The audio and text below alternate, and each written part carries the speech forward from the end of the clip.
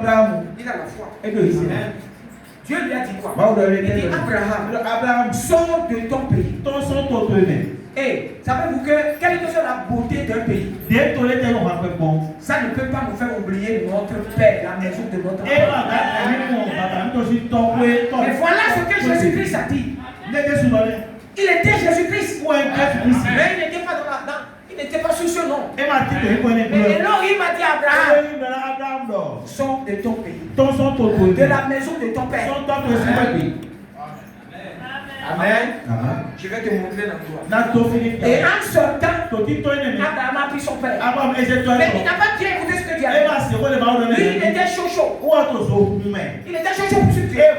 Il dit, mon papa, Dieu m'a parlé. Mais si tu veux, on peut aller. Et comme mon papa l'aime, mon papa c'est un féticheur. Combien mon papa sont des féticheurs? Mais Dieu a regardé ça. Et il t'a appelé. De la maison de ton père. C'est difficile, hein?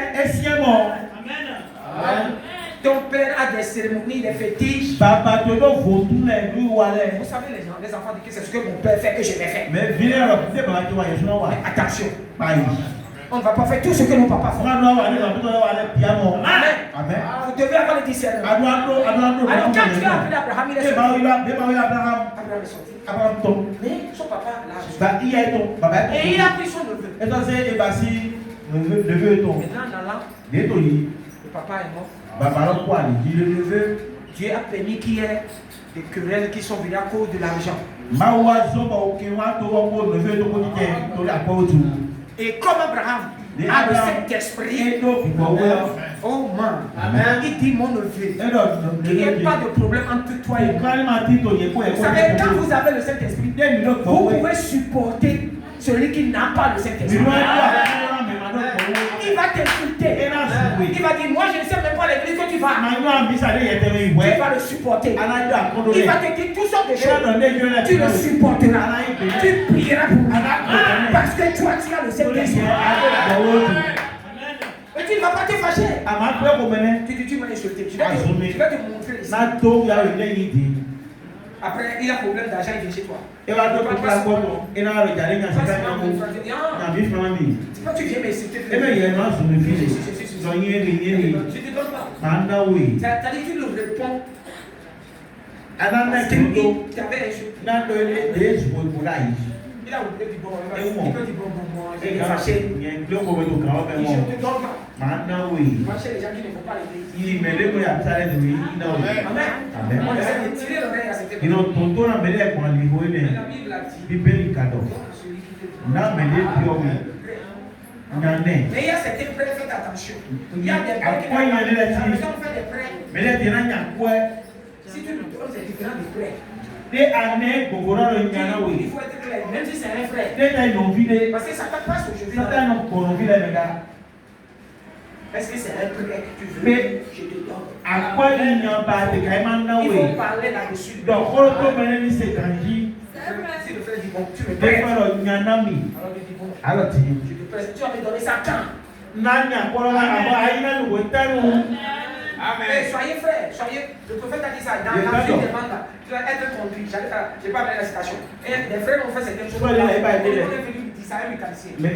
Regardez bien, ce que nous faisons dans le ministère. Les gens nous regardent. Les gens nous regardent. Maintenant, après tu te demandes combien.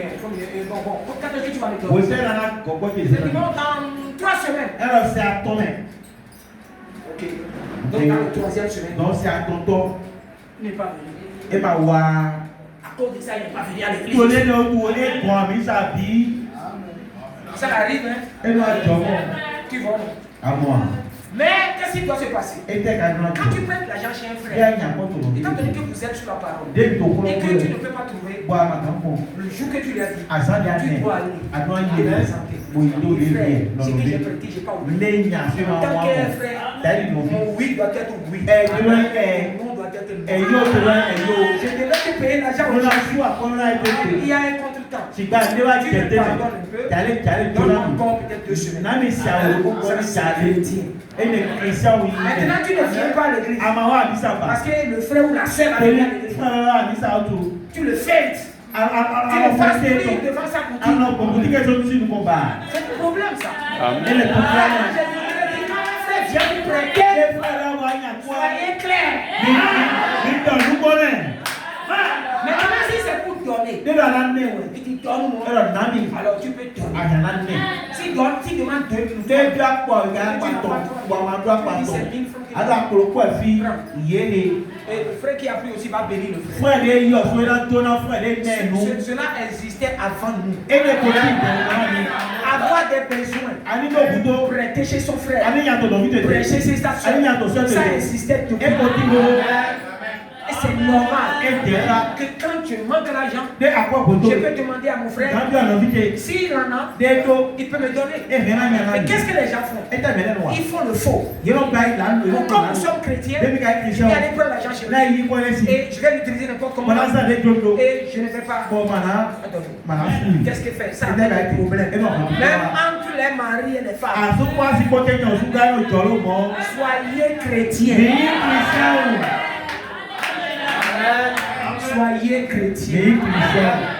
Quand vous ne pouvez pas faire quelque chose, il faut vite prévenir. Mais quand tu prêtes chez la banque va t'attraper. Le frère ou la soeur n'est pas la banque. Vous savez, l'Écriture nous a dit que les gens qui escroquent les frères, la colère de Dieu vient sur eux.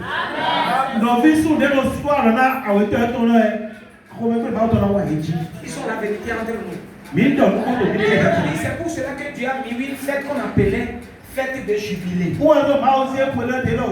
Il arrivait que les gens manquaient l'argent jusqu'à ils vendent leur enfant. Et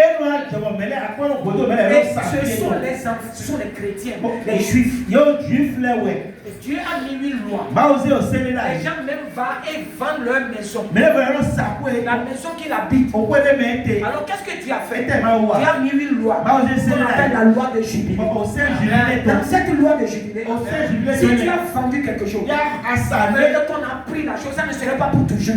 Même si tu donnes ta fille pour travailler quelque part, ça ne serait pas pour toujours. Il y a un moment en Israël qu'on appelle l'année de jubilé. Dans cette année, quand l'année là vient et que les sacrificateurs sifflent la trompette, vous savez ce qu'il arrive? La personne qu'on a vendue peut dire je ne travaille plus. Je retourne chez ma maman. Je retourne chez mon papa. Et le patron ne peut pas la parce que la trompette a sonné. Amen. Si tu as, on a pris des terrains que tu as mis en vente, ça ne serait pas pour toujours. Quand l'année là vient, tu retournes chez le monsieur. Il dit monsieur, je reprends mon terrain. C'est le jubilé. Tu ne sais pas que c'est le jubilé. Tu ne savais pas. C'est le jubilé. Demande à ton voisin. C'est le jubilé. Je retourne mon terrain. Amen. Cela veut dire que mon frère, lorsque nous avons servi Satan en tant que des esclaves, on a volé, on a menti, on a fait des bagarres, on a pris des femmes d'autrui, on a bu. On tient la maison fournie. Amen. Ça c'est la vie de l'esclavage. Amen. Un jour tu viens à l'église et tu entends la parole. Le Saint-Esprit a descendu et tu as parlé à quelqu'un. Et Jésus a dit, venez à moi, vous tous qui êtes fatigués, je vous pardonne, je vous reçois. Et si tu crois ça, tu as la vie. Je ne peux pas abandonner. Tu peux abandonner. Mais pas ce que tu ne peux pas abandonner. Tu as trop bu. Tu as trop bu, n'est-ce pas? Tu as trop dansé la musique. Tu peux arrêter. Parce que c'est le jubilé de Dieu. Tu as une force. Tu as le poids. Tu Satan. Tu m'as fait assez boire. Aujourd'hui, Jésus m'a libéré. Et tu tournes le dos. Il n'a aucune force. Amen. Pour le reste, là, on a peur. Tu as. Dans le nom de Jésus, tout ce qui te dérange, tu peux le confesser. Et dire Seigneur, je te l'abandonne maintenant. Parce que c'est mon année. De jubilé. Amen. Maintenant que nous regardons, que nous pouvons partir libres. Pas de fardeau. Amen. Tu as vie éternelle parce que tu as reçu le Seigneur. Tout ce que Satan t'a fait faire, tu as tout effacé. C'est pour cela nous devons être forts dans la foi. Et ne pas laisser l'occasion nous passer. Parce que non, je ne vais pas passer. Il y a une œuvre. Donc nous avons vu que quoi? Abraham, il a manifesté les yeux. Nous avons vu Noé. Il a manifesté les yeux. Quand Dieu dit je vais détruire la terre, il va faire un bateau. Quand Noé a parlé, les gens ont ri. Mais Noé commence à faire le bateau. Le fait qu'il a commencé à faire le bateau, ça dit aux gens que c'est vrai ce que je dis. Vous savez, lorsque nous parlons de Dieu, que nous avons la foi, notre foi doit exprimer les œuvres. Dans nos voisins, toi tu dis que tu es chrétien. Mais le dimanche, on te voit avec une grosse cigarette. Il fait sur le terrain. Et tout le monde dit, hé Jean! Oh non, c'est pas Jean d'ici. Mais Jean est fidèle. Amen. Il est appelé. Qui je vais appeler? Hé Xavier! Amen.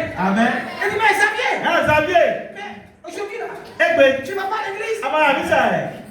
Tu n'as jamais regardé le football. Mais tu m'avais dit une fois que le ballon n'est pas bon. Quelles sont les œuvres que tu te poses? Amen. Alors demain, un frère contourne et va parler à ce monsieur. Il dit, il veut que la fois passée tu es venu chez Xavier.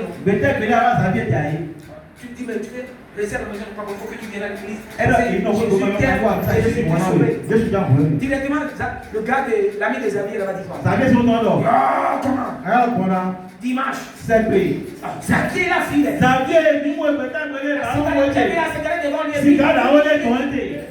Voilà les œuvres. Qu'est-ce que tu as fait? Tu as tué le monsieur. Amen. Il dit voilà. Quand je vais voir, quand je serai libre, parce que c'est nous-mêmes. Savoir comment faire. Parce que Dieu peut visiter la personne derrière toi, après toi. N'oublie pas que tous ceux qui sont devant toi, Dieu peut les visiter. Alors il faut mener cette fille que quand on ne te verra pas, il va dire j'avais donné 5 000 francs. Vous allez me payer les fils d'électricité. Et quand il est parti, il m'a amené la monnaie. Alors que comment on appelle mon apprenti ou mon voisin là, il ne m'amène pas la monnaie. Et quand je lui ai dit, pourquoi? Il a dit non, attends, moi je ne peux pas faire ça parce que le prix que je l'ai vu, c'est ça. Amen. Qu'est-ce qu'il a laissé? Quelque chose. Si c'est comme ça, moi tu es connu. Si tu veux aller à l'église le dimanche,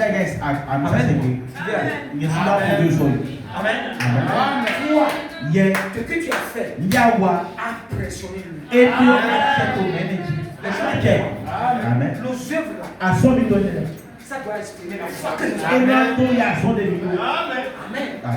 Tu dis, tu es un chrétien. Vous savez, Abraham n'a pas seulement posé les actes devant les gens. On faisait ce qu'il faisait. À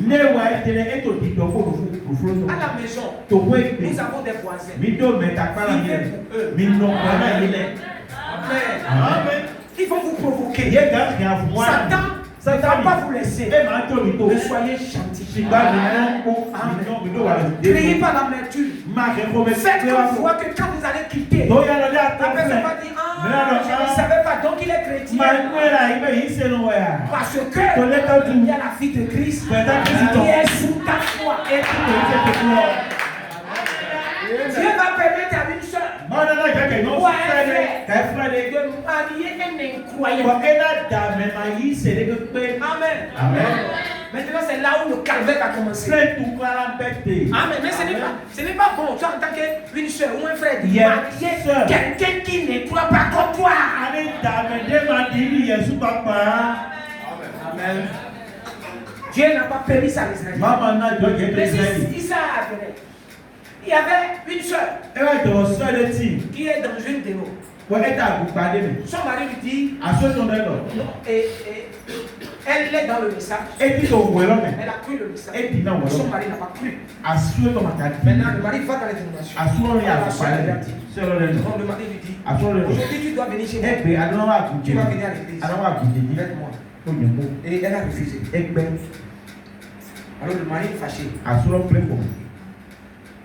Alors elle a écrit une lettre à Frère Branham. Qu'est-ce que je dois faire? Mon mari m'invite. Il faut que tu ailles chez lui. Mais prends simplement ce que tu peux prendre. Parce qu'en étant dur, en faisant tout ce que tu as dit, tu ne peux pas te gagner. Sois soumis à lui. Va à l'hôpital.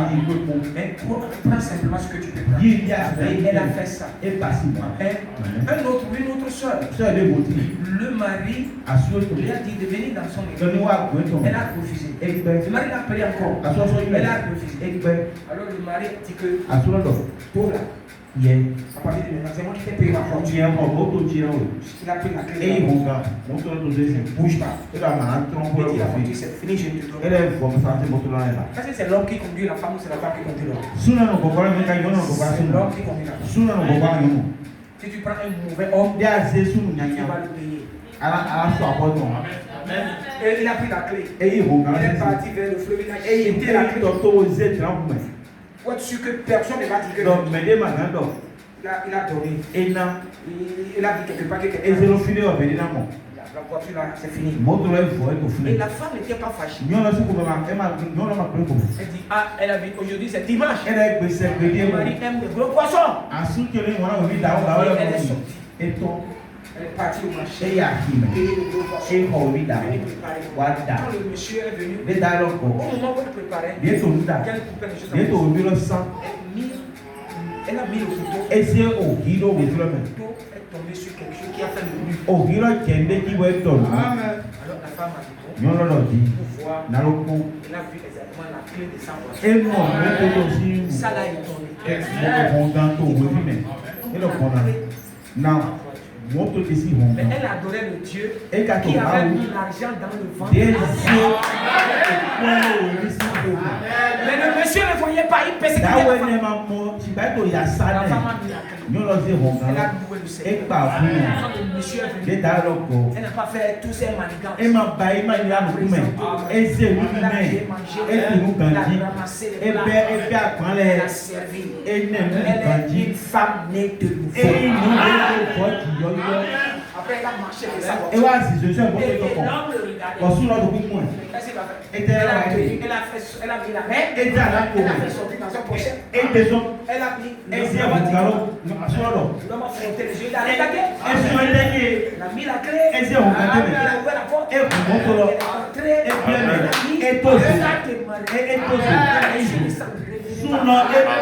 C'est comme il dit. C'est-à-dire, il dit non. Comment tu peux avoir la clé? Elle dit, mais le poisson.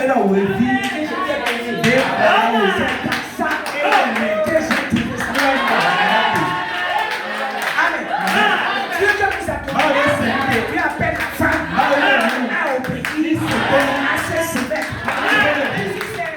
C'est bien de soeur. Vous allez voir que la maison là sera prise feu. Parce que quand tu n'as pas l'esprit, Amen. Dieu nous prépare. Amen. Amen. Ma soeur, Dieu a appelé la soeur. Le prophète a dit, Satan utilise la foi 10 000 fois la femme. Plus que la femme. Pourquoi je dis ceci? Il y a une autre. Son mari l'a. Il dit que si tu ne vas pas dans mon église, tu ne sors pas. Vous savez, le mari l'a pris. Il l'a mis dans la chambre. Il a fermé la porte. Il a mis la clé dans sa poche et il est passé avec moi. Quand il a fini son église, quand il est venu à la maison, c'est dans ce temps qu'il couvre. La soeur a écrit. Mais vous savez, quand Dieu vous a sauvé, il ne peut pas vous perdre. Qui est en train de te persécuter à cause de Jésus. Jésus prendra soin de toi. Dans son église, que tu changes. Non, c'est le cœur. Tu lui plais à ça. Mais c'est pour que votre mari va vous dire allons chez le fétiche. Vous les soeurs, vous irez chez le fétiche. Il va parler.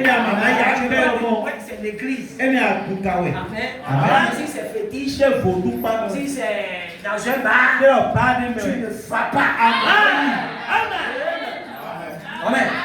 Alors à l'église, on peut dire un mot que toi tu peux prendre. Amen. Parce que son pasteur ne va pas dire, c'est vrai qu'ils sont des corbeaux.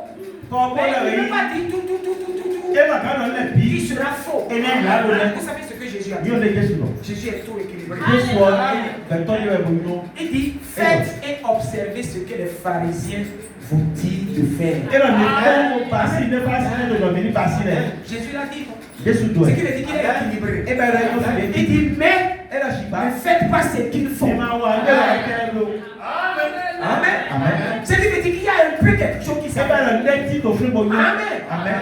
Je ne parle pas que pourquoi j'ai bien dit ceci. En tant que chrétien, vous devez être équilibré. S'il arrive, nous ne souhaitons pas. Une soeur qui croit vraiment qu'un frère, quelqu'un qui est né de l'esprit. Amen. Et vous allez vous comprendre par la parole. Rappelez-vous que nous sommes des fils et des filles adoptés. Qu'est-ce que le monde veut? Jésus veut donner une nourriture qui ne va pas périr. C'est Jésus seul qui peut donner. Et cette nourriture, c'est sa parole. C'est son corps. C'est son sang. Que spirituellement, vous recevez. De recevoir ça maintenant. Ce que nous sommes en train de recevoir. Amen. C'est différent de ce que les pharisiens apprennent. Amen. Ça, c'est la parole de l'heure. Sur les choses révélées que Dieu est en train de nous donner. On la manne de chaque jour. Alors, qu'est-ce que nous pouvons voir? On doit être équilibré. Quand tu es équilibré, le Saint-Esprit te conduit. Quand on parle de l'équilibration, c'est parce que tu as l'esprit. Regarde maintenant, il y a des mouvements. Vous prenez les gens, vous mettez sur la table toutes sortes de boissons. Tu vas prendre le whisky mélangé avec coca. Il a bien vu. Tu mets le coca. Il a bien vu. Tu mets le whisky, tout ça. Ça, c'est la table des grillons. Maintenant, tu as mis un frère là-bas. Oui, mais il a vu tout ça là-bas. Tout est mélangé. Puis quand tu prends la boisson, tu veux faire. Au moins ça sent. Quand il amène, mélangé avec le coca, il va sentir le whisky. Il n'a pas pu déposer ça. Parce qu'il n'est pas équilibré. Amen. S'il est équilibré, il a dit non. Ça ressemble au coca. Mais ce n'est pas coca. Tu prends l'autre là. Et tu vois que c'est coca. On ne peut pas. Vous savez, nous avons le choix. Notre foi. Amen. Des œuvres. Parce que les gens qui sont derrière nous, ils ne regardent pas ce que nous disons. Ils observent la vie que nous menons. Mais le croyant, lui, il écoute et il dit amen à ce que tu dis. Mais l'incroyant, ton voisin, lui, il voit ce que tu fais. C'est pourquoi nous devons faire attention. Amen. Les œuvres expriment la foi. Alors quand quelqu'un dit que je suis dans le message du temps de la foi. Amen. Amen. dimanche, il va rester à la Bon, maison. c'est que tu Parce que frère, tu es malade.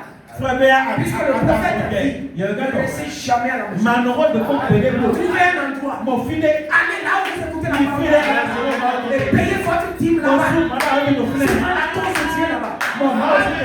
Amen. Ça, c'est le message. Mais quand tu restes à la maison, à moins que tu es malade, Amen. Dieu va prendre soin. Mais si tu n'es pas malade, j'ai toujours dit, être même en retard, venir à l'église, Dieu va l'apprécier.